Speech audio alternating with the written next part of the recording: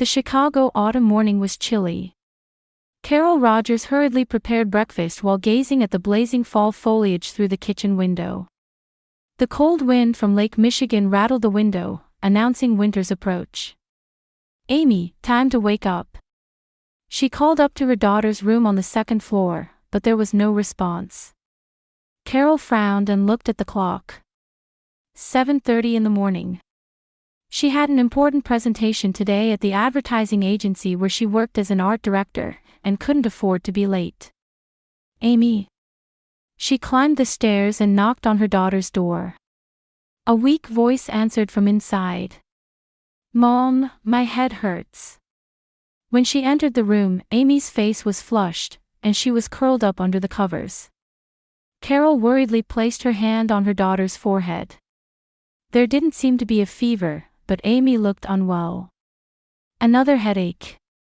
They've been frequent lately," Carol said as she gently stroked her daughter's hair. 10-year-old Amy was usually an energetic and cheerful girl, but she had been feeling unwell more often in the past few weeks. Headaches, fatigue, and occasionally slight fevers. She had been called from school several times. "Do you want to stay home today?" Amy gazed thoughtfully at the ceiling before slowly shaking her head. "I'll be okay. We have a science experiment today. I want to go." Carol smiled at her daughter's courage.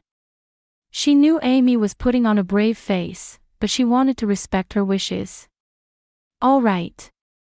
But if you start feeling worse, contact the school right away." After breakfast, Carol dropped Amy off at school. When they parted at the school gate, Amy suddenly gave her mother a tight hug. "I love you, Mom." "I love you too." As Carol watched Amy walk away, she felt a heavy weight in her chest. 6 years ago, she had ended her 10-year marriage to Thomas. She could no longer endure her ex-husband's infidelity and his violent temperament when drunk. At the time of the divorce, the court had granted Thomas limited visitation rights, but 3 years ago, he had suddenly disappeared. His child support payment stopped, and he ceased all contact with Amy. When she arrived at the office, her colleague Marcus approached her with concern. "You're late again. The client presentation is in an hour." "I know," Carol said tiredly as she sat down and turned on her computer. "Amy hasn't been feeling well." Marcus's expression softened. He was aware of Carol's struggles as a single mother. "Is she okay? Is there anything I can do to help?" "Thank you. But I'll be fine." Carol said this, but she couldn't shake her worries. While reviewing the presentation materials, she thought about her daughter. Amy's tired expression lately. The strange way she sometimes stared into space. There might be a problem. In the early afternoon, Carol's cell phone rang. The screen displayed Lincoln Elementary School. Her heart began to race. Carol Rogers speaking. "Ms. Rogers, this is Jennifer, the school nurse. Amy collapsed with a high fever during class. She's resting in the infirmary now, but she seems quite unwell." Carol felt the blood drain from her face. "I'll be right there." She briefly explained the situation to Marcus and left him in charge of the presentation. 20 minutes later, when she arrived at the school, Amy was lying on a bed in the infirmary. Her face was flushed, and she seemed to be having difficulty breathing. "She has a fever. She's coughing, and her breathing seems labored," the nurse explained. Carol immediately took Amy to a nearby general hospital. The doctor who examined her in the emergency room had a serious expression. "From what I can see in the X-rays, she has a severe case of pneumonia. We need to hospitalize her and begin treatment right away." Amy was given an oxygen mask and taken to the pediatric ward. Carol held her daughter's hand, fighting back tears. Amy looked smaller and more fragile than usual lying in the hospital bed. "It's okay, Angel. Mom's here with you." In the hallway, Dr. Parker, the attending physician, explained the situation. She'll need to be hospitalized for a few days. Intravenous antibiotics and rest are the best treatments. Carol put her head in her hands. I have the final adjustments for an important project starting tomorrow. Dr. Parker nodded understandingly. A nurse named Barbara will be in charge. She gets along well with children and is trustworthy. We'll take good care of Amy. When she returned to Amy's room, a middle-aged nurse with a gentle smile was preparing in for. Hello, I'm Barbara. I'll be taking care of Amy, she said with a warm smile, extending her hand to Carol. Don't worry. She'll be feeling better soon. Carol felt somewhat reassured by Barbara's kindness. She sat beside Amy's bed and held her hand until she fell asleep. The next morning, Carol stopped by the hospital early. Amy still had a fever but seemed calmer as she slept. Barbara gave her a detailed report of Amy's condition during the night. Her fever is coming down. The antibiotics seem to be working.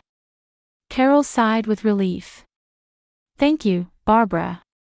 I really appreciate it. You have work, right? Don't worry. I'll take good care of her. Carol kissed Amy's forehead and headed to the office. It was a day of racing against project deadlines, but Amy was constantly in the back of her mind. When she called during her lunch break, Amy was awake and answered with a slightly stronger voice. How are you feeling? Carol asked. It still hurts a bit when I breathe, but better than this morning. Amy's voice sounded tired. Hey Mom, are you staying at the hospital tonight too? Carol hesitated. I'm sorry. I need to prepare materials for a presentation first thing tomorrow morning. But Barbara will be with you the whole time. After hanging up, she was still concerned about Amy's tone. She had the impression that her daughter was hiding something.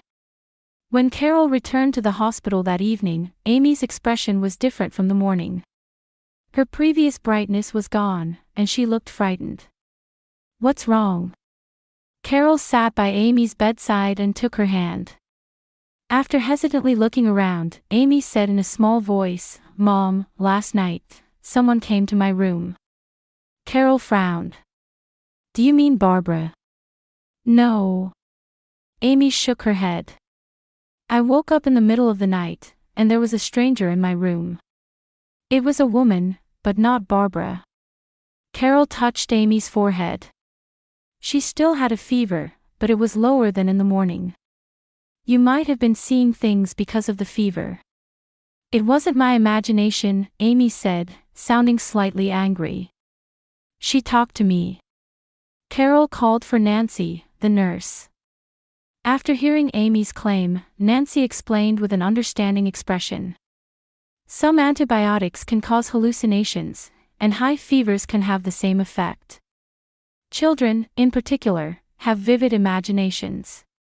Carol tried to accept Nancy's explanation, but Amy's serious expression bothered her. That night, Carol stayed late in the hospital room and continued working after Amy fell asleep. However, with the presentation deadline approaching, she couldn't make much progress and eventually had to return home. The next day, and the day after that, Amy's pneumonia symptoms gradually improved, but her claims about someone coming at night continued. On the evening of the third day, when Carol arrived at the hospital, Amy had dark circles under her eyes. Amy, haven't you been sleeping well? Amy answered without looking at her mother. I can't sleep because I'm scared. When night comes, they'll come again. Who comes? That woman, Amy said in a small voice. She talks to me in a kind voice. But sometimes, a scary man comes too. Carol became worried. Amy's pneumonia was improving, but she seemed to be under significant psychological stress. When she consulted with Dr. Parker, he referred her to a psychological counselor. It's common for children to feel fear in hospitals. Unfamiliar environments, the sounds of medical equipment, nighttime lighting, these can all cause anxiety. After meeting with the counselor, Carol felt a bit relieved. She was told that Amy's story was a typical anxiety response in children. However, that night, Amy clung to her mother with even more fear than before. "Mom, don't leave. Those people will come again tonight." "What kind of people? Can you tell me more about them?" Carol asked gently. Amy was silent for a while but eventually began speaking in a small voice. "The woman is tall with black hair. She always says, 'Amy, you're such a special child.' But the man..." Amy's voice trembled. "The man says, 'It's almost time.'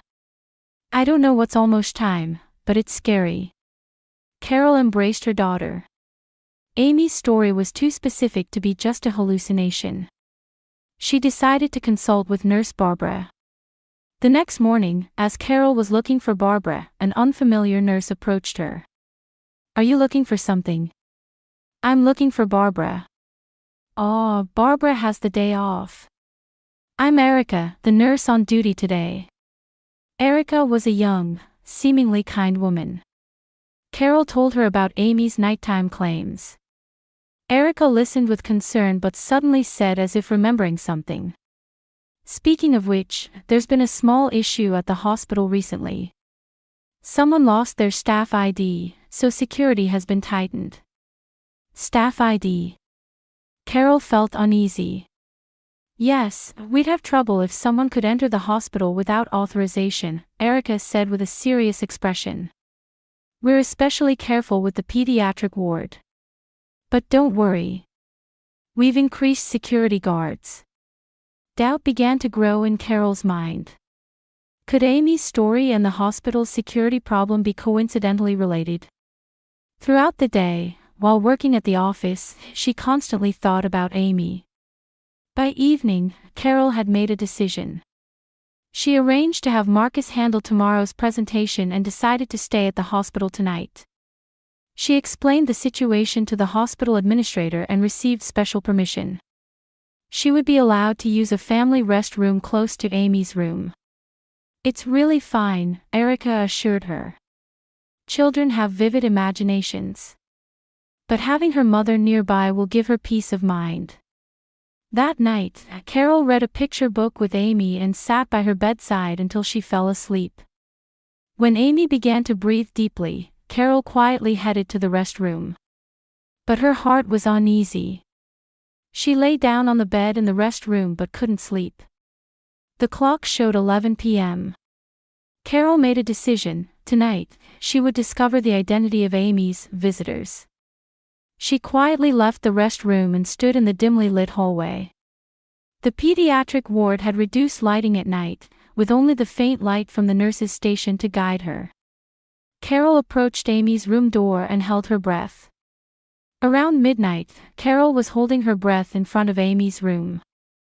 Only the occasional passing of night shift nurses broke the silence that dominated the hallway. The soft nighttime lighting specific to the pediatric ward cast pale shadows on the walls. Just after 12:30 a.m., a small sound announcing the arrival of an elevator was heard. Carol hid in the shadows and watched to see who would come.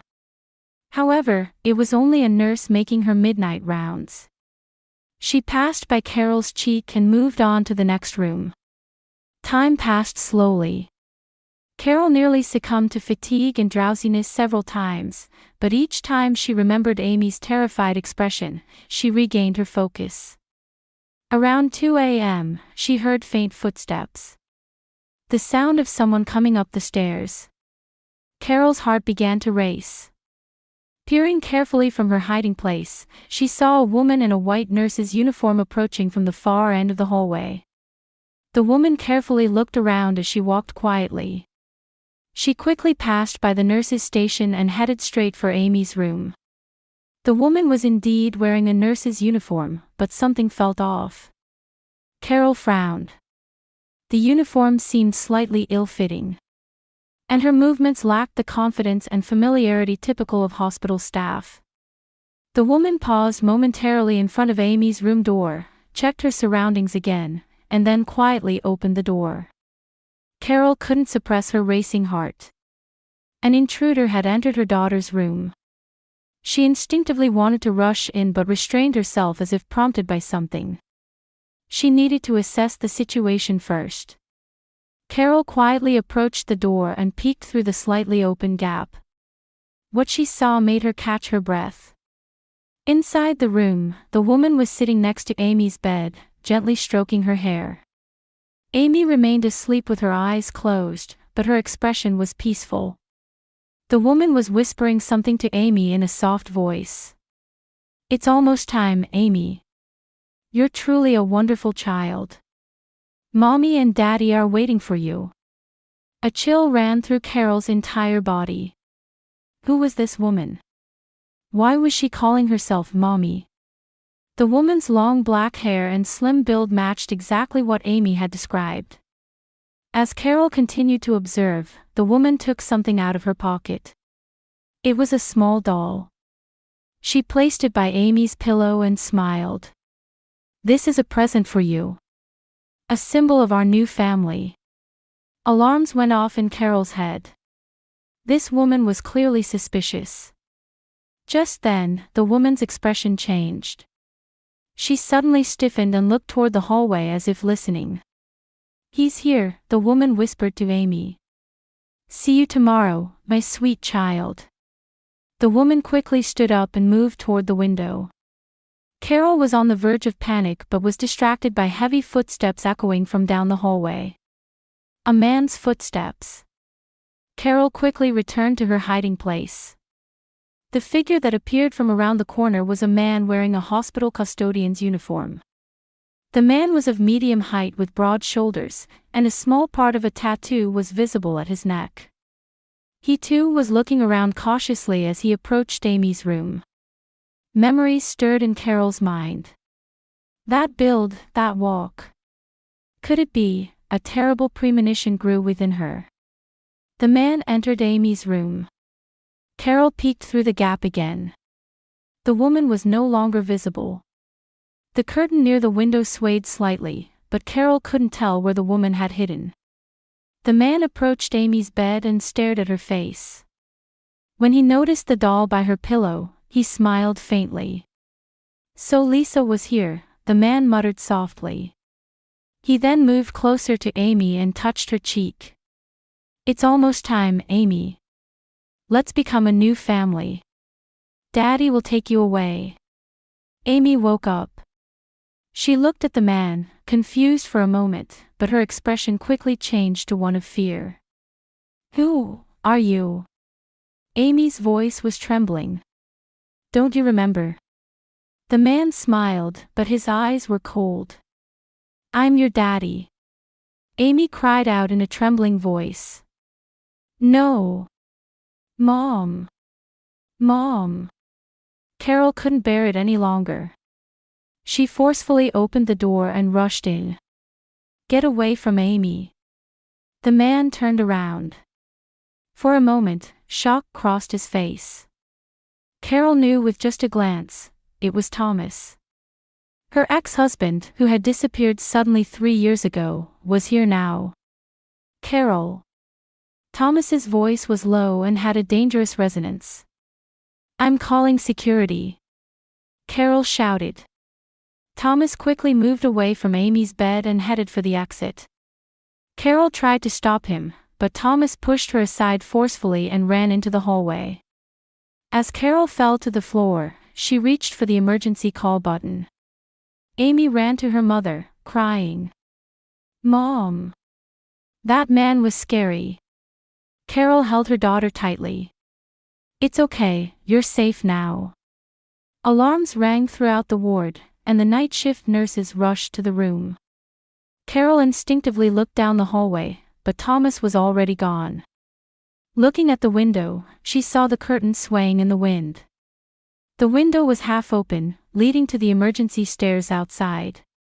Carol couldn't stop her whole body from trembling. If she had been a few minutes late, what would have happened to Amy? Security guards arrived and asked for an explanation. Carol began to speak in a trembling voice. "It's my ex-husband," he tried to. Indescribable fear and anger overwhelmed her. "Amy, trembling in her mother's arms, said in a small voice. "Mom, that doll." Carol looked at the bed. A small cloth doll was placed by the pillow. The doll looked completely ordinary, but what it represented was clearly abnormal. Carol picked up the doll with trembling hands and gave it to the security guard. "Evidence. They were trying to take my daughter." The commotion in the room had drawn other patients and nurses into the hallway. Carol held Amy protectively as they waited for the police to arrive. Carol and Amy were moved to a separate room, where a detailed interview took place. Detective Reed had a sharp gaze despite her calm demeanor. She listened attentively to Carol's story, occasionally taking notes. "Your ex-husband's name?" "Thomas Rogers," Carol answered in a trembling voice. "We divorced 6 years ago, and he's been out of touch for 3 years." "And you reunited with him tonight," Detective Reed confirmed. Carol nodded. Amy sat next to her mother, pressing close to her, trembling with fear. Detective Reed smiled gently at Amy. "Amy, can you tell me a bit more about the woman you saw?" Amy looked up at her mother, and when Carol nodded, she began speaking in a small voice. "She had long black hair and was very beautiful. She always came at night and talked to me. She said we'd become a new family." Amy faltered. She called herself Mommy. Tension crossed Detective Reed's expression. She turned back to Carol and said in a lowered voice, "We're checking the hospital's security camera footage. Please wait here until the results come in." After Detective Reed left the room, Carol embraced Amy. "That was scary. But you're safe now." Amy buried her face in her mother's chest and cried softly. "That man isn't really Daddy, is he?" Carol's heart ached. "That man was your daddy from before, but he's not your daddy now. A real daddy wouldn't scare his daughter." 30 minutes later, Detective Reed returned. Her expression was serious. "We've checked the surveillance camera footage. Thomas Rogers had indeed been coming and going from the hospital for several days, wearing a custodian's uniform, mainly at night. However," she hesitated for a moment, as if choosing her words, "there's no sign of the woman." "No sign." Carol was surprised. "But I definitely saw her. And Amy has been meeting her every night. We've checked all the surveillance cameras, but there's no sign of the woman you described anywhere," Detective Reed said. "She might have been using blind spots like the hospital's emergency stairs or service elevators." A question arose in Carol's mind. "What about the doll? The doll that woman gave to Amy? We've secured it as evidence. We're taking fingerprints now." At that moment, another detective entered the room. He whispered something to Detective Reed. Her expression changed. "Ms. Rogers, could you tell me a bit more about Thomas? Do you know anything about what happened after he disappeared 3 years ago?" Carol shook her head. "Nothing. His child support payments stopped, and when I tried to contact him through a lawyer, we couldn't find his whereabouts." Detective Reed nodded. "Has he ever been arrested?" "He was once questioned on domestic violence charges. But he wasn't indicted." Detective Reed took a deep breath and said, "We found Thomas Rogers's car in the hospital parking lot. We obtained a search warrant and found some concerning items." Carol leaned forward. Forged ID cards, sleeping pills, and a duplicate of Amy's passport were found. Detective Reed's voice was quiet but weighty. Furthermore, there was an enrollment permission form for an elementary school in Columbus, Ohio, under the name Amy Wilson. The blood drained from Carol's face.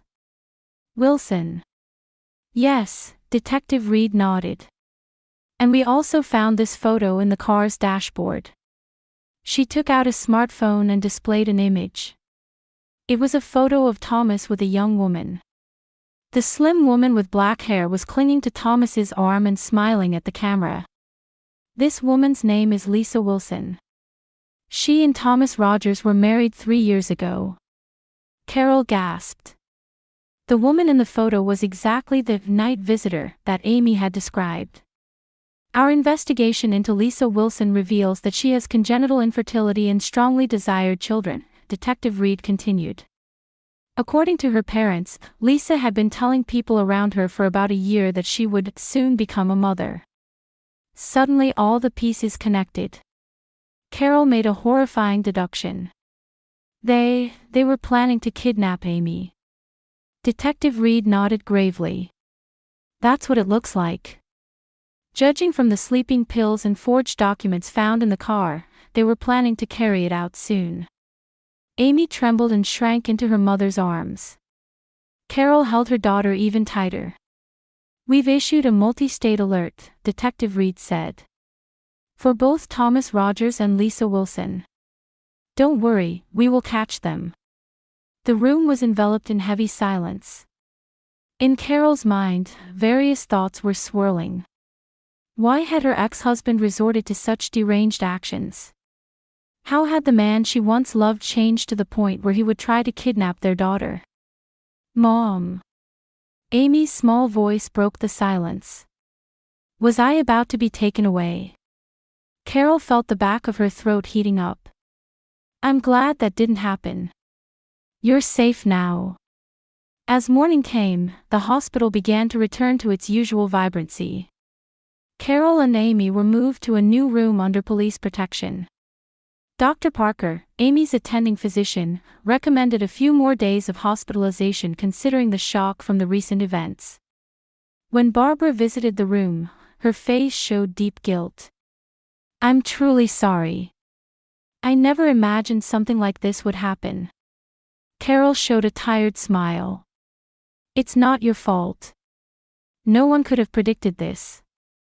In the afternoon, Detective Reed arrived. Her expression held a slight relief. We've arrested Thomas Rogers.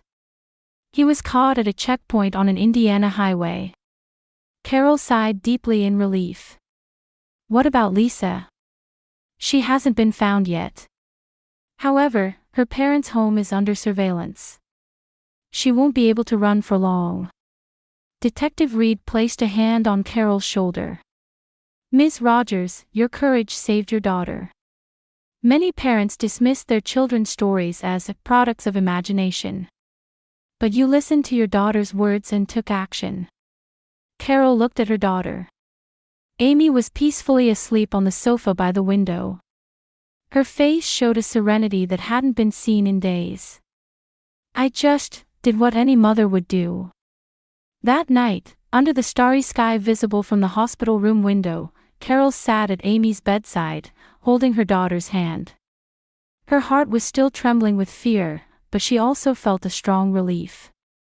It would take time for all the truth to come to light. Thomas's motives, his relationship with Lisa, and how they came to target Amy. Carol gazed out the window and reflected on what family meant. Was it blood ties or love? Thomas was Amy's biological father, but that bond didn't stop him. Conversely, between Carol and Amy, there was a bond too strong for words. It was born from daily small sacrifices and unconditional love. The door to the room opened softly, and Erica peeked in. She smiled gently and said in a small voice, "Good night. You can sleep peacefully now." Carol nodded. Tomorrow, a new chapter would begin for her and Amy. A life of mother and daughter, bound by stronger and deeper love. Happy birthday, Amy. Cheers echoed through the living room of Carol's suburban Chicago home. Friends and family had gathered to celebrate Amy's 11th birthday. Amy smiled shyly as she blew out the candles. A year had passed since that incident. The seasons had come full circle, through the harshness of winter, and back to the gentle autumn. Outside the window, colored leaves danced, announcing the beginning of a new season. As Carol carried plates of cake from the kitchen, she watched her daughter's smiling face. The sparkle had returned to Amy's eyes, and their daily life had regained peace.